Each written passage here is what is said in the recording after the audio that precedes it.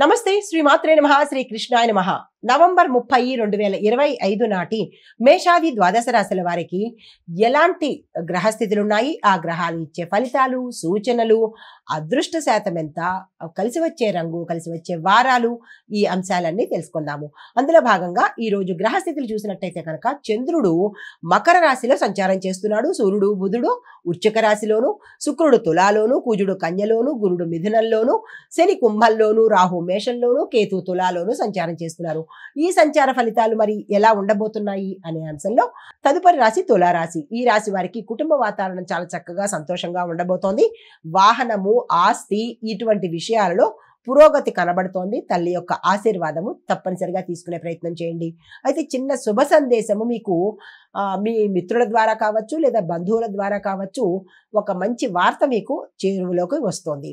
అయితే సూచన ఏంటంటే కనుక కుటుంబ సమయాన్ని మీరు ప్రాధాన్యంగా తీసుకోకండి. అంటే ఏదైనా పనులు చేసేటప్పుడు అరే కుటుంబంలో నేను లేకపోతే ఎట్లాగా అన్న ఆలోచనతో ఆ పనిని వాయిదా వేసే ప్రయత్నం ఈరోజు చేసుకోకండి. పనినే ధ్యేయంగా పెట్టుకోండి. తరువాత ప్రయారిటీ కుటుంబానికి ఇవ్వండి. అయితే పరిహారంగా మీరు ఈరోజు నవగ్రహ ఆలయంలో శుక్రదేవుడికి తెల్లని పుష్పాలతో పూజ చేసుకున్నట్టయితే మంచి జరిగే అవకాశం ఉంది. మీకు అదృష్ట శాతము 90% గాను, కలిసి వచ్చే రంగు గులాబీ రంగు, కలిసి వచ్చే సంఖ్య 6, కలిసి వచ్చే వారము శుక్రవారము. తదుపరి రాశి వృశ్చిక రాశి. ఈ రాశి వారికి ప్రయాణాలు, స్నేహితులు ఇద్దరూ కలిసి వచ్చేటట్టుగా కనబడుతోంది. తర్వాత మీరు మానసికంగా చాలా ఉల్లాసంగాను, ఆరోగ్యంగాను, సంతోషంగాను ఉండబోతున్నారు.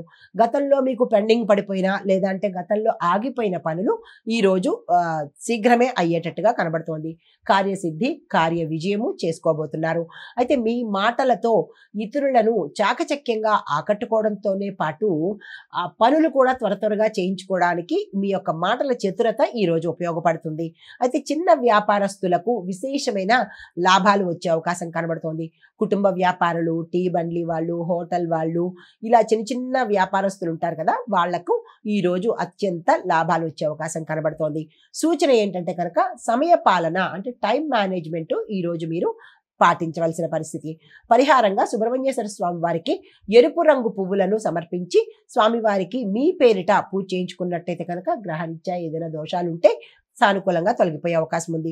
మీకు కలిసి వచ్చే అదృష్ట శాతము 91% గాను, కలిసి వచ్చే రంగు ఎరుపు రంగు, కలిసి వచ్చే నెంబరు 9, కలిసి వచ్చే వారము మంగళవారము. తదుపరి రాశి ధనస్సు రాశి.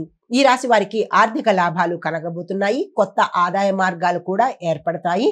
గతంలో కన్నా ఈ రోజు మీరు ఉత్సాహంగా ఉండబోతున్నారు. కుటుంబంలో శాంతియుత వాతావరణము, చిన్న చిన్న శుభకార్యాలు సంభవించేందుకు అవకాశాలు ఎక్కువ కనబడుతున్నాయి.